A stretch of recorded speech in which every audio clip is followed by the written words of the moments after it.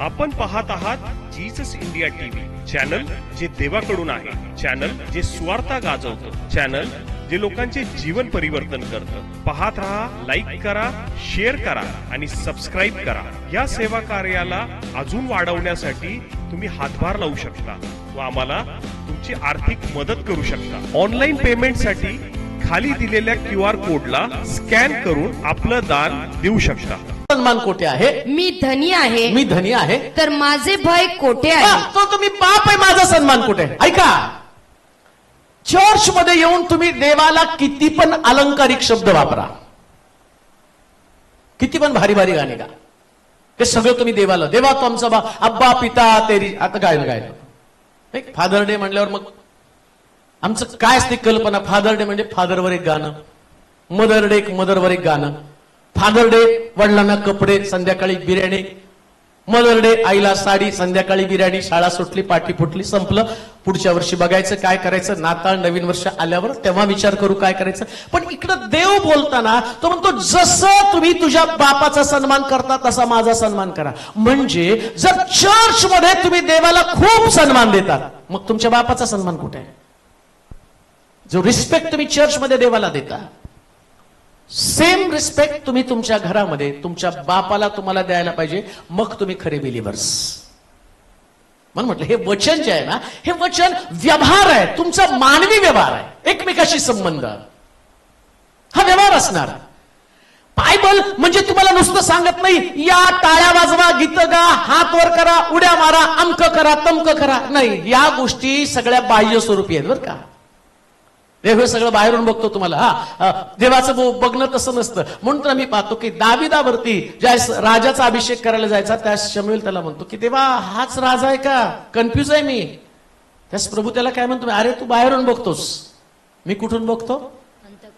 म्हणून इथं बसलेली सगळी लेकरं आहेत ना, बाहेरून तुम्ही किती छान छान आहात ना, चर्चमध्ये आल्यावर पास्टर पास्टर पास्टर पास्टर, घरी गेल्यावर फादर फादर करता का? आणि जो सन्मान तुम्ही देवाला देता तो तुमच्या बापाला देता का? हाही प्रश्न प्रभू तुम्हाला विचारणार आहे आणि त्यातले आशीर्वाद तुम्हाला मिळणार आहे. जर रिस्पेक्टच नाही, आदरच नाही. दुसरी गोष्ट सांगतो, त्याच्यात मध्ये असं म्हटलं, विटाळलेली भाकर तुम्ही मला देऊ नका. म्हणून मी त्याचं टायटल दिलं, सर्वोत्तम ते बापासाठी द्या.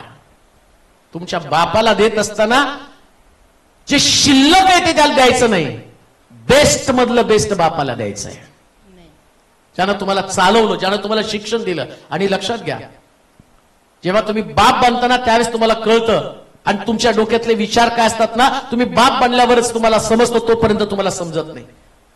पण त्यांनी म्हटलं ना की त्यानं ख्रिसमसला मला नवीन कपडे दिले, पण माझ्या बापाकडे जुनेच कपडे होते. का त्याला वाटलं नाही की मी पण छान दिसावा? पण लहानपणापासून, लेकूर जन्माला आल्यापासून त्याचं सगळं स्वप्न असतं की माझं लेकूर आहे ना, त्याला बेस्ट मधलं बेस्ट द्यायला पाहिजे, बेस्ट मधलं बेस्ट द्यायला पाहिजे. त्याच्याकडे सगळं चांगलं असलं पाहिजे. त्याच्या स्वतःकडे काही नसलं तरी चालतं, पण मुलाच्या स्वप्नासंबंधानं तो बाप अतिशय सेन्सिटिव्ह असतो, जागरूक असतो, भावूक असतो. प्रिया, त्याला स्वतःच्या कपड्याची कधी कदर नसते. तो काय खातो, कसं राहतो, कुठं झोपतो, किती तास काम करतो, याच्याकडे पण त्याचं लक्ष नसतं. पण त्याला कळतं, माझ्या लेकरांचं फ्युचर, त्यांचं भविष्य चांगलं होण्यासाठी मला आता त्यांच्यासाठी परिश्रम करावा लागेल, त्यांच्यासाठी काहीतरी करावं लागेल. दिवस रात्र मेहनत करून तो आपल्या लेकरांना घडवत असतो. आणि आता शास्त्र काय सांगतं, तुम्ही मला विटाळलेली भाकर का देता? आता तुम्हाला देवानं घडवलं, तुम्हाला तुमच्या बापानं घडवलं, तुम्हाला केपेबल बनवलं, तुम्हाला मोठं बनवलं. मग मोठं बनवल्यावर तुमच्या अंतःकरणात कुठली भावना आहे? बापाला काही दिलं तरी चालतं. तुमच्यामध्ये भावना काय? जे दिल ते खाऊ शकतात, बोलल तसं ऐकू शकतात. आमच्यात भावना काय? किती इन्सल्टिंग बोलत असतो आम्ही. कधी कधी कधी अपमान करणारे शब्द मुखात निघतात, आणि कधी कधी ते डायलॉग निघतात, तुम्हाला आमच्या पिढीचं काही कळत नाही. त्यास तुमची पिढी बर्बाद होईल ना. ही पिढी उद्ध्वस्त होणारी पिढी आहे. ही पिढी देशोधडीला लावणारी पिढी आहे. या पिढीमध्ये सगळे आंधळे आहेत, आणि एक आंधळा दुसऱ्या आंधळ्याला वाट दाखवू शकत नाही. बापच तो काही डोळस असतो. प्रियांनो, त्याने जग पाहिलं, जगातले व्यवहार पाहिले, माणसं पाहिली, माणसाच्या अंतःकरणामधलं विष पाहिलं, मनुष्याच्या अंतःकरणामधल्या कल्पना पण त्यांनी जाणलेल्या आहेत. तो फसवला गेला, तो लुटला गेला, परंतु तरी सुद्धा त्यानं तुम्हाला सांभाळलं, मोठं केलं. म्हणून बापाच्या अंतःकरणातली भावना काय असते माहिती का? मी फसलो, माझ्या लेकराने फसू नये म्हणून तो दिवस रात्र आपल्या लेकरांची निगराणी करत असतो. तुमच्या मुखातनं शब्द त्यावेळेस येतात का? तुम्हाला या पिढीचं काही कळत नाही. लक्षात घ्या, या शब्दानं हे विटाळलेले शब्द तुमच्या बापाला जसं उद्ध्वस्त करतात तसं स्वर्गातल्या बापाला पण ते दुखावतात. म्हणून लक्षात ठेवा, बापाविषयी शब्द बोलताना तुम्हाला 10 वेळा विचार करावा लागणार आहे की मी माझ्या बापाला काय बोलत आहे. अजून एक गोष्ट मी तुम्हाला सांगतो, तुमचा बाप कसाही असला तरी तुम्हाला त्याचा रिस्पेक्ट करावा लागेल. का? कारण शास्त्रामध्ये हे सांगितलेलं आहे. मला कोणी कोणी प्रश्न करतो, नाही आमचा बाप नीट नाही, मग आम्ही काय करू? मी कसं म्हणेल तुम्हाला तुमच्या बापाला मारा, शिवी द्या म्हणून? बायबलमध्ये दिलंय तिथं सन्मान करा, सन्मान करा, संपला विषय. बरं लक्षात घ्या, तो नसता तर तुम्ही जन्मालाच आला नसता ना. तो नसता तर तुमच्या गरजा भागल्याच नसत्या ना. आज तुम्हाला अवधा जो दर्जा तुम्हाला मिळाला, याची जबाबदारी कोण असणार आहे? कोण घेणार आहे? कोण तुम्हाला या सगळ्या गोष्टी केलेल्या आहेत? म्हणून बापाचा शब्द अंतिम शब्द असला पाहिजे. त्याच्यासाठी सर्वोत्तम द्या. ऐका, जर तुम्हाला आशीर्वादित व्हायचंय, नीट ऐका बरं का, जर तुम्हाला आशीर्वादित व्हायचं तर तुम्हाला तुमच्या बापाचं ऐकावंच लागणार आहे. आणि सगळ्यात उत्तम मी म्हणतो, तुम्ही शिळी खा पण बापाला ताजी भाकरी द्या. आमेन म्हणा की हो? द्यायचीच नाही तर कसं आमेन म्हणतात? आमेन म्हणजे असं हो. किती त्यांनी आग्रह केला ना, मी शिळं खातो नाही. आणि लक्षात ठेवा, देव सगळ्या गोष्टी बारकाईनं पाहत असतो. आणि शास्त्रात असं लिहिलंय, मनुष्य जे पेरतो ना तेच तुम्हाला कळत नाही. तुमचं तरुणपण असतं आणि तुमच्या तरुणपणामध्ये तुमचे तरुण विचार तुम्हाला काय सांगतात माहिती का? आता ते रिटायर तर झालेले आहेत, आता त्यांना कुठं कामाला जायचंय, मग आम्ही जरा निवांत आमचं झाल्यावर तुम्ही जेवा, आमचं उरलं तर तुम्ही का? आणि बरेच रात्रीचं खाता का पप्पा? रात्रीचं खाता का डॅडी तुम्ही? शेवटी ते या लोकांनी सारा आयुष्य काटकसर करण्यात तुम्हाला वाढवण्यामध्ये खर्च केलं असतं. मग त्यांनाही वाटतं वाया जाऊ नये. आणि मग तुम्ही काय करता माहिती का? दे मी खातो म्हटल्यावर आम्ही पण त्यांना नेऊन देतो. आणि इकडं देव बारकाईनं पाहतो की या बापानं या मुलाला ताजं करून खायला घातलं. आणि आता हा बाप जो आहे ना, ते लहान लेकरासारखं होऊ लागला रिटायरमेंट नंतर. आता आणि ज्यावेळेस तो वयोवृद्ध झालेला असतो त्यावेळेस ते लहान लेकरासारखं बनत असतं. आणि त्यावेळेस प्रभू तुमच्याकडनं अपेक्षा काय करतो की तुम्ही पेरणी करावी. आता तुम्ही तरुण आहात, तुम्ही तुमच्या लेकरांना चांगलं द्याल. जर तुम्ही त्यांना दुय्यम द्याल, मग जे पेराल ते उगवणार ना. मग तुम्हाला लेकर होणार. आणि एक गोष्ट ध्यानात ठेवा, लेकर जे बाप करतो तेच करतं बरं का. बायबलचं सूत्र इतकं भारी आहे ना. ज्यावेळेस अब्राम एका ठिकाणामध्ये आला, राजाचं लक्ष त्याच्या बायकोकडे गेली, साराकडे गेलं. सारा इतकी सुंदर आहे आणि सारा सुंदर आहे म्हटल्यावर अब्राम घाबरला आणि तो म्हटला की राजाला नाही सांगणार सारा माझी बायको आहे. मग त्याने सांगितलं ती माझी बहीण आहे. आणि असं म्हटल्याबरोबर या ठिकाणामध्ये राजा त्या असणाऱ्या सारेला घेऊन गेला आणि नंतर देवानं सांगितलं की बाबा ती त्याची बहीण आहे, त्याची बायको आहे. आता इसाक झाला. इसाकाच्या बाबतीत तसं घडलं. इसाकाची पण बायको सुंदर होती. इसाक पण राजाला घाबरला आणि तो म्हटला माझी बहीण आहे. म्हणजे जे बापानं केलं ते मुलगा करणार आहे. बाप जसं वर्तन करतो तसं मुलगा करणार आहे. मग तुम्ही तुमच्या बापाला शिळी भाकर दिली तर तुम्हाला ताज्या भाकरीची अपेक्षा कशी करता? तू म्हणता नाही माझ्या बापानं माझ्यासाठी काही केलं नाही, मी माझ्या पोरासाठी भरपूर केलं. तुझं पोरगं लुबाडून तुझ्या कमरेत लाथ घालून तुला रस्त्यावरती फेकणार आहे, कारण जे पेरलं तेच तू कापणार आहेस. पेरणी केल्यानंतर कोणी चांगली कापणी करू शकणार नाही. चुकीच्या गोष्टी पेरल्या तर चुकीच्या गोष्टीचीच कापणी तुम्ही करणार आहात. हे बायबल सांगतं. मग किती पश्चाताप करा. काही लोक मला प्रश्न करतात, प्रभू आम्हाला सुटका देतो, तो तारण देतो, पाप क्षमा करतो ना, मग माझं एखादं पाप जर माझ्या हातून घडलं आणि आज मी पश्चाताप केला तर माझं ते असणारं पाप त्याची देव क्षमा करणार का? करणार ना क्षमा. त्या पापाची क्षमा करणार, तुम्हाला स्वर्ग राज्य देणार आहे. पण असं नाही होणार की तुम्ही चोरी केली, तुम्ही खून केला आणि खून केल्यावर तुम्ही काय माझ्याकडनं खून घडलेला आहे आता देवानं मला शिक्षाच होऊ नये म्हणून प्रार्थना करा. नाही हो. खून केला, चोरी केली तर शिक्षा होणार, कारण अधर्म पेरला तर दुःखाची कापणी होणार. मग तुम्ही मग येशूचा स्वीकार करण्याचा फायदा काय? स्वीकार करण्याचा फायदा हा की तुम्ही पृथ्वी तलावर शिक्षा भोगाल, पण स्वर्गामध्ये तुम्हाला माफ केलं जाईल आणि तुम्हाला स्वर्ग राज्य मिळेल. म्हणून पृथ्वी तलावर चांगलं जीवन जगावं लागणार आहे. अजून बापानं जाता जाता मी सांगेन, तुमच्या लेकरांसमोर तुमचा आदर्श जसं तुमचे लेकर बनावीत ना, तसाच आदर्श तुम्हाला तुमच्या लेकरांसमोर ठेवावा लागणार आहे. ते काही पालकाचं काम नाही. बऱ्याच लोकांना असं वाटतं की नाही, पास्टरच्या ताब्यात दिले की लेकरं सुधारतील. पास्टरच्या ताब्यात देऊन तुम्ही जर घरामध्ये गोंधळ घातला तर तुमची लेकरं संस्कार, ते चर्चमध्ये येणार 2 तास, 2 तासामध्ये काय घडणार आहे? अहो तुमच्याकडे 22 तास असतात, चर्चमध्ये 2 तास, आणि 2 तासामध्ये अपेक्षा काय? पाळकासारखं बनलं पाहिजे. पाळकासारखं नंतर पहिले तुमच्यासारखं बनेल. तुम्ही ठग असाल तर लेकरं ठग बनतील, तुम्ही लबाड असाल तर लेकरं लबाड बनतील, तुम्ही व्यभिचारी असाल लेकरं व्यभिचारी बनतील, तुम्ही लोकांना फसवणारे असाल तुमचे लेकरं 100% फसवणार. हे तुम्हाला घडावं लागणार आहे. म्हणून शास्त्रात लिहिले, योहानाच्या शुभवर्तमान थेसलोनिकराचं पत्र 2रा अध्याय 11 वचनामध्ये काय म्हटलं वाचा. थेसलोनिकराचं पत्र 2रा अध्याय 11 वचन.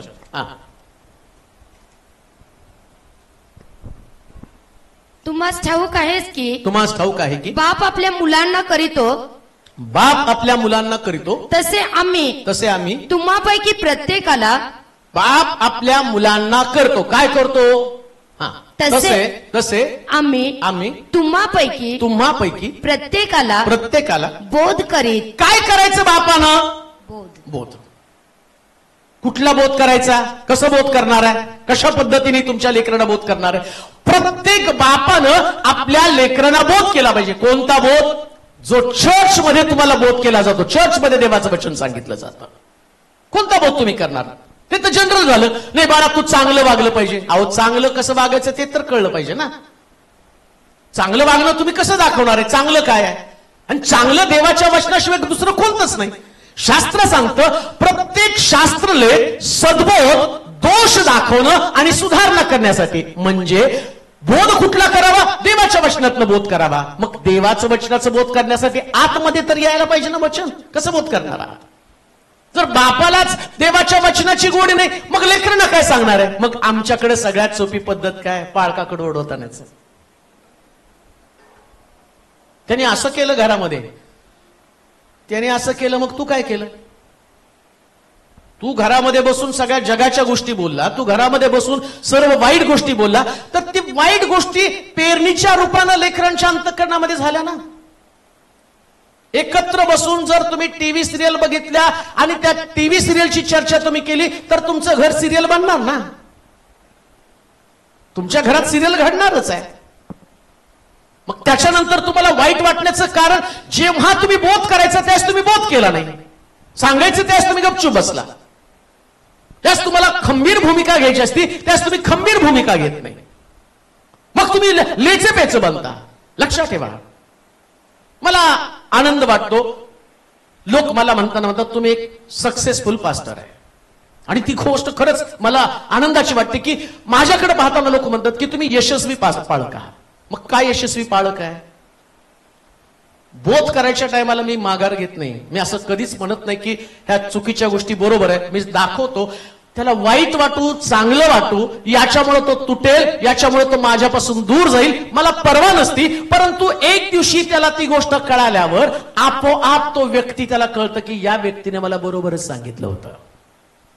आज सकाळीच तुम्ही सगळ्यांनी मला हॅपी फादर्स डे शुभेच्छा दिल्या, पण एक सकाळीच अशा व्यक्तीची शुभेच्छा आली, ती ऐकल्यावरच मी कळलं नंतर त्याला, हा बापच खरा बाप आहे. अपेक्षा पण नसते, पण तो काळ बाप विलन असतो ना. एक काळ असतो बाप बोध करायला लागलेला. बोध करणारा कोणताच बाप कोणाला आवडत नसतो. मग त्या बापानं काय केलं पाहिजे? आली लेकर, बस बाळा, हात बिडी आहे, मला पण फुकून दे, मला पण दे. दारू पिऊन आला बाळा, चल चल चल तुझे कपडे काढतो, तुला झोपवतो. असला बाप काय कामाचा?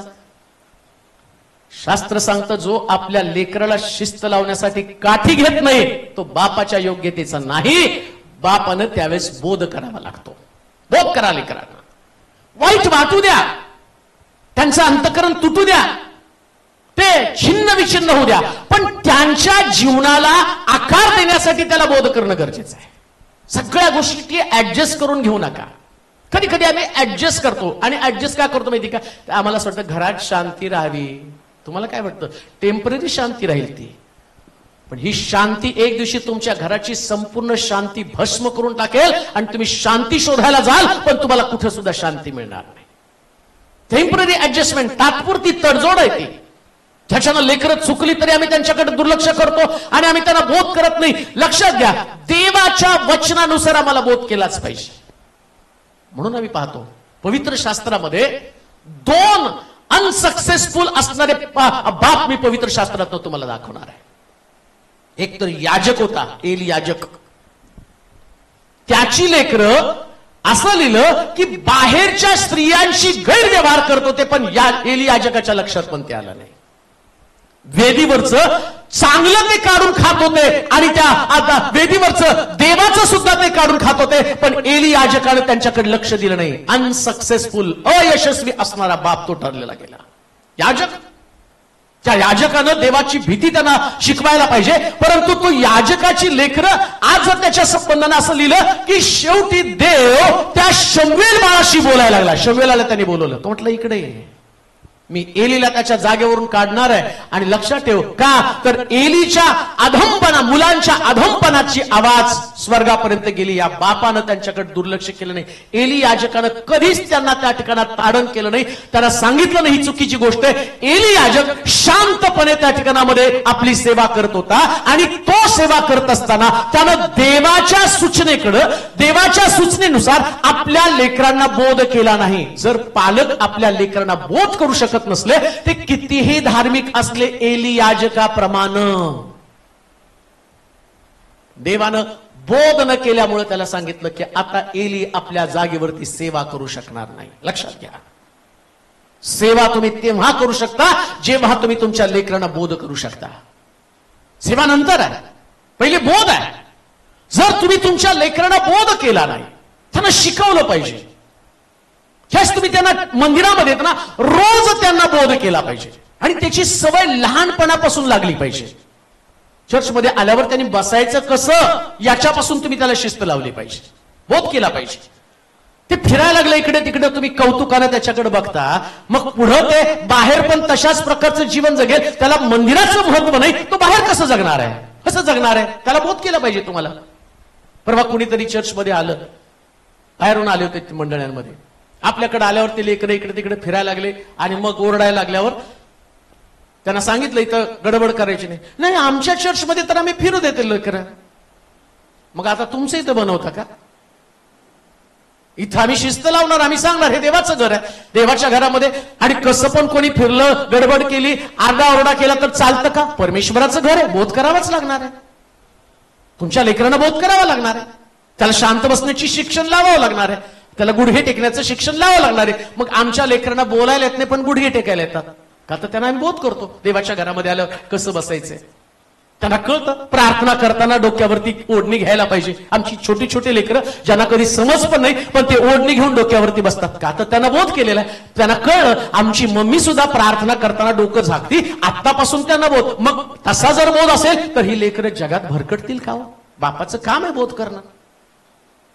मी पण तुमचा बाप आहे, वारंवार तुम्हाला बोध करतो. वाईट वाटतं मला माहितीये. माझं बोलणं, मी तर म्हणतो सगळ्यात डेंजर पाळक मीच आहे, नाही का? मंडळी तुमच्यासारखी असं पण पाळक माझ्यासारखा नसावा. तुम्ही खूप चांगले, पण मला कुठली गोष्ट दिसली की मग मला ते समजत नाही. मी म्हणतो नाही, चर्च देवाच्या वचनानुसारच असलं पाहिजे. असंच हे असंच असलं पाहिजे, याच्या व्यतिरिक्त असता कामा नये. आणि माझं कॉम्प्रोमाइज कधी नसतं. मी सगळ्याला बोलतो, ज्या दिवशी कॉम्प्रोमाइज येईल ना त्या दिवशी मंडळी सोडून टाकणार. नकोच, चर्चच नको, सेवाच नको. कशाला सेवा करायची? अरे हे आहे तसं जायचं नाही तर उपयोग काय त्याचा? हे देवाचं वचन आहे, हे असंच गेलं पाहिजे. आणि समजा लोक आहे तसं स्वीकारत नाही, मग मी बुजगावणं म्हणून थांबू? तुम्हाला तुमच्या म्हणण्याप्रमाणे बघा आणि मी नुसतं सांगत राहतो. नाही, माझ्याकडं प्रिपरेशन तयार आहे. प्रभू हे म्हणजे असंच बोध करायलाच पाहिजे, हे असं आहे, पटत नाही तरी तुम्हाला स्वीकारावं लागणार आहे. बरं, मुळात बायबल तुम्हाला थोडी पटण्यासाठी आहे, ते देवाचं वचन आहे. आकाश पृथ्वी नाही तशी होईल म्हणजे तुम्हालाच नाहीसं व्हावं लागेल. बोध करायलाच पाहिजे, तुमच्या लेकरांना बोध केला पाहिजे. पालकांना पण सांगतो, तुम्ही जर मंडळी चालवत आहात आणि तुमची मंडळी तुम्हाला आत्मिक पिता म्हणत आहे, तर तुम्ही त्यांना का बोध करत नाही? एक आत्मिक बाबाचं काम आहे लेकरांना बोध करणं, चुका त्यांच्या दाखवणं आणि त्यांच्या चुकांपासून त्यांनी परावृत्त व्हावं, त्याने शिक्षण घ्यावं, त्याने आपलं जीवन प्रभूला द्यावं आणि प्रभूला त्याच्याविषयी पसंत असावं. हे बापाचं काम आहे. आणि जो बाप ते करत नाही तो देवाच्या योग्यतेचा बाप नाही. म्हणून तिथेच पौल काय म्हणतो, काय त्या थेसलीकरच्या पत्रामध्ये काय म्हटलंय वाचा बरं. बापानं तुम्हाला ठाऊकच आहे की बाप आपल्या मुलांना करतो तसे आम्ही तुम्हापैकी प्रत्येकाला बोध करीत. कुणाला बोध करतो? प्रत्येकाला. बोला की कुणाला? प्रत्येकाला. आणि त्यांना सांगा ते चुकले तर. अरे तुला पण सांगायचंय. आम्ही काय ते चुकले त्यांना सांगा. तू बरोबर आहे, कोणी तुला सांगितलं? शास्त्रात सांगितलं बापाने कुणाला बोध करायचा? तुम्हापैकी प्रत्येकाला. बोला सगळ्यांनी, कुणाला बोध करायचा? प्रत्येकाला. बापानं सगळ्याला बोध करायचा. म्हणून उदयापुत्र आल्यावर उदयापुत्राला बोध केला आणि भावाला पण बोध केला. भावाला काय बोध केला? सगळं तुझंच होतं की रे.